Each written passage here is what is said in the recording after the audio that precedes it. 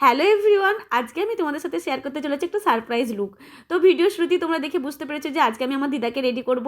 একদমই তাই। কিছুদিন আগে দিদা মজার ছলে আমাকে বলে যে আমার একটু ব্রু প্লাস করে দে, মানে মজা করে দিদা আমাকে কথাটা বলে, আর আমি সাথে সাথে দিদাকে বলি যে তোমায় আমি তাহলে সাজাবো, আমি তোমায় সাজাবো।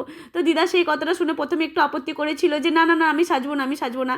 বাট আমি অনেক করে রিকোয়েস্ট করার পর দিদা একটা কথাতেই রাজি হয়ে যায় এবং আমি আজকে ঠিক করে নিই যে দিদাকে রেডি করব।